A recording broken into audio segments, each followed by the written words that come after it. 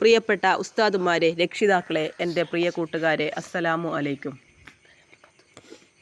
മുത്തുനബി സല്ലല്ലാഹു അലൈഹി വസല്ലമ തങ്ങളുടെ ജന്മദിനത്തോടനുബന്ധിച്ച് ഒരുമിച്ച് കൂടിയ നമ്മുടെ ഈ ഒത്തുചേരൽ അള്ളാഹു സ്വീകരിക്കട്ടെ, ആമീൻ.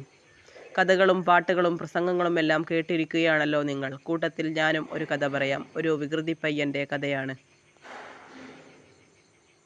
തിരുദൂതരുടെ കാലത്ത് അങ്ങ് മദീനയിൽ ഒരു മഹാവികൃതി കുട്ടിയുണ്ടായിരുന്നു. അവൻ എന്നും ഈത്തപ്പഴത്തോട്ടത്തിൽ കയറി കല്ലെറിയും.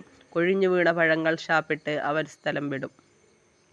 വികൃതി കൂടി വന്നപ്പോൾ തോട്ടം ഉടമകൾ ഒളിഞ്ഞിരുന്ന് ചെറുക്കനെ പിടികൂടി. എന്നിട്ട് മുത്തുനബിക്ക് മുന്നിൽ ഹാജരാക്കി. നബി തങ്ങളുടെ മുന്നിലേക്കാണെന്നറിഞ്ഞപ്പോൾ പയ്യൻ ആകെ പേടിച്ചു വിറച്ചു.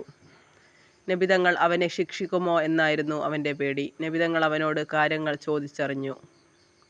ഈത്തപ്പഴം പറിക്കാനാണ് ഞാൻ കല്ലെറിഞ്ഞത്. കല്ലെറിയാതെ എങ്ങനെ ഈത്തപ്പഴം കിട്ടുക എന്ന് അവൻ നബിയോട് ചോദിച്ചു. കുട്ടിയുടെ വിവരമില്ലായ്മ കേട്ട് നബി സല്ലല്ലാഹു അലൈഹി വസല്ലമ തങ്ങൾക്ക് ചിരി വന്നു. എന്നിട്ട് നബിതങ്ങൾ അവനെ അടുത്തു നിർത്തി തലയിൽ തലോടി. അവനോട് പറഞ്ഞു, മോനെ, മരത്തിൽ കല്ലെറിയരുത്. അത് മരത്തിനും പഴത്തിനും കേടുപാടുകൾ വരുത്തും. പഴങ്ങൾ പഴുത്തു പാകമാകുമ്പോൾ അത് താഴെ വീഴും. അപ്പോൾ എടുത്ത് ഉപയോഗിക്കാം. അവന് സമാധാനമായി. നബി സല്ലല്ലാഹു അലൈഹി വസല്ലമയുടെ ഉപദേശങ്ങൾ അവൻ സ്വീകരിച്ചു.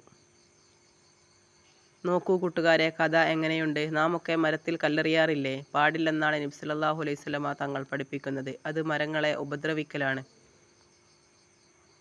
ഇത്രയും പറഞ്ഞുകൊണ്ട് ഞാൻ എൻ്റെ കൊച്ചുകഥ അവസാനിപ്പിക്കുന്നു. അസ്സലാമു അലൈക്കും.